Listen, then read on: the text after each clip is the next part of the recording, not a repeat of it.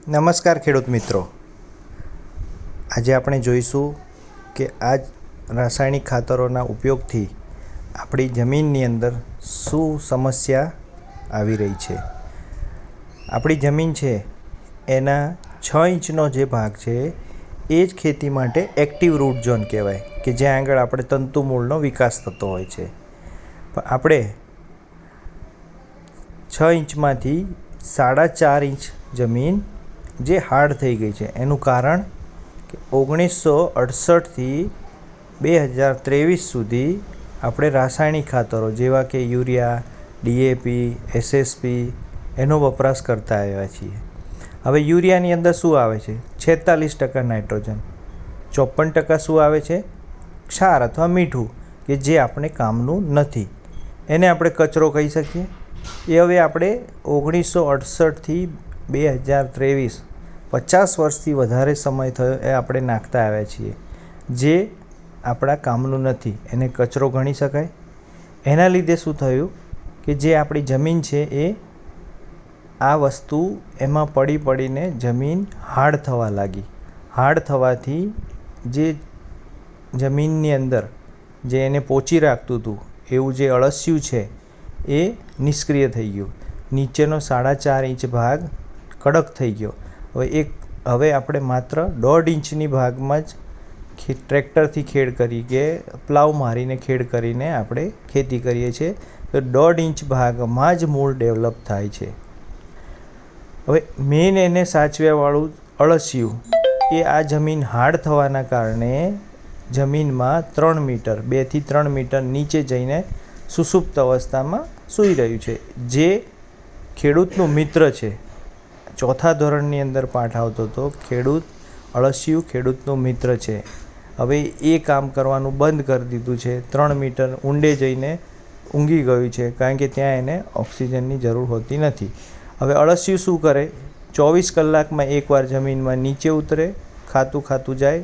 શું ખાય? માટી, પથ્થર, લાકડું, પાંદડા, અને એકવાર ઉપર આવે એટલે 2 હોલ બનાવે, અને જેના વજન જેટલું એ અળસિયાનું ખાતર તૈયાર કરે. એટલે અળસિયાનું વજન હોય 8થી 10 ગ્રામ.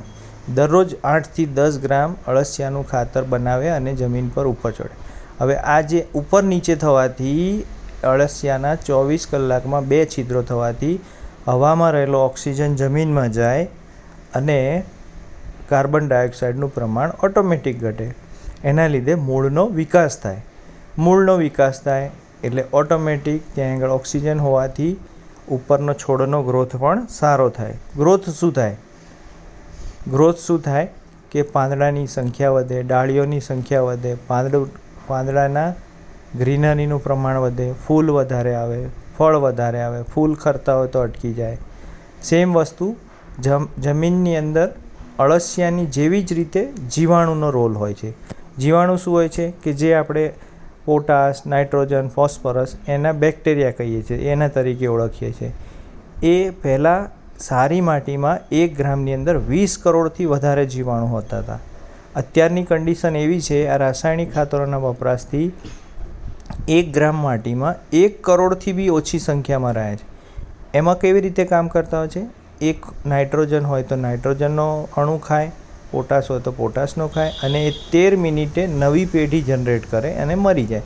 એ છોડને ખોરાક તરીકે મળતો હોય છે.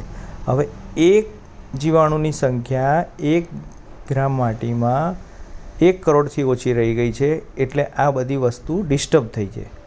હવે વિજ્ઞાન એવું કહે છે કે 96.8% હવા, પાણી અને સૂર્યપ્રકાશથી થાય છે, અને 3.8% જ રોલ જમીનનો હોય છે. તો આપણે 3.8% છે તો કેમ આની વાતો કર્યા કરે છે? જેવી રીતે આપણા શરીરની અંદર આપણું હાર્ટ છે, હૃદય, એ નાનું હોય છે પણ એનો રોલ બહુ જ મહત્ત્વનો હોય છે. એવી જ રીતે આનો રોલ છે. 3.8% છે એને એક્ટિવ રાખવું જરૂરી છે. 96.2%થી સૂર્યપ્રકાશ, હવા અને પાણીની મદદથી પ્રકાશ સંશ્લેષણ પ્રક્રિયાથી કોઈ બી છોડ ખોરાક પેદા કરે છે. હવે હવાની અંદર 78% નાઇટ્રોજન છે, પણ એ આપણે છોડને આપવા માટે 46% યુરિયાવાળો નાઇટ્રોજન આપીએ છીએ. એ આપણી દુર્દશા છે, કારણ કે 78% નાઇટ્રોજન હોવા છતાં પણ છોડ લઈ શકતો નથી. એનું કારણ છે જમીનની અંદર પોચારો નથી. જેવો પોચારો આવશે ઓટોમેટિક હવામાં રહેલો નાઇટ્રોજન સ્થિરીકરણ થશે જમીનમાં. ઓટોમેટિક જમીનની અંદર જીવાણુની સંખ્યા વધશે, ઓક્સિજનની માત્રા વધશે, વિષાણુ ઘટશે, અળસિયા એક્ટિવ થશે, દરરોજ 10 ગ્રામ ખાતર તૈયાર કરશે. હવે વિચાર કરો 24 કલાકમાં દરરોજ 2 છિદ્રો અને 10 ગ્રામ ખાતર, તો 1 એકર જમીન હોય, 1 એકર એટલે અંદાજે 40,000 સ્ક્વેર ફૂટના અંદર 400 કિલો દરરોજ અળસિયાનું ખાતર અને 80,000 છિદ્રો થાય તો જમીનની કાયાપલટ થાય કે નહીં? મલ્ટીપ્લાયર 1 એકરમાં 1 કિલો વાપરવાથી આ વસ્તુ એક્ટિવ થવાની ચાલુ થાય છે અને તમને 1 થી 2 સિઝનની અંદર જમીન છિદ્રાળી થવાની લાગે છે. વધતા પહેલા જ વર્ષે 25 થી 30% પ્રોડક્શન વધારી આપે છે. મલ્ટીપ્લાયરનો સ્પ્રે કરી શકાય છે, જમીનમાં આપી શકાય છે, ડ્રીપમાં આપી શકાય છે, કોઈ બી રાસાયણિક ખાતર જોડે મિક્સ કરીને આપી શકાય છે. મલ્ટીપ્લાયર આજની સમયનું આધુનિક ઓર્ગેનિક સારામાં સારું પ્રોડક્ટ છે, જે 13 વર્ષથી રિસર્ચ કરીને બનાવવામાં આવેલું છે. છોડની રોગપ્રતિકારક શક્તિ વધારે છે, ખેડૂતોનો ખર્ચો ઘટાડે છે અને પ્રોડક્શન વધારે છે. માત્ર 5 થી 7 વર્ષ સળંગ મલ્ટીપ્લાયર વાપર્યા બાદ 7 વર્ષ પછી જો જમીન તમારી પ્રકૃતિ જેવી થઈ જશે તો મલ્ટીપ્લાયર વાપરવાની બી જરૂર નથી. આવું મલ્ટીપ્લાયર કંપની બી દાવો કરે છે. એકવાર તમે જરૂર 1 એકરની અંદર 1 કિલો મલ્ટીપ્લાયર વાપરી તમે ટ્રાય કરો. તમને જ્યારે અનુકૂળ આવશે, રિઝલ્ટ આવશે, તમે ઓટોમેટિક બીજા ખેડૂતને અભિપ્રાય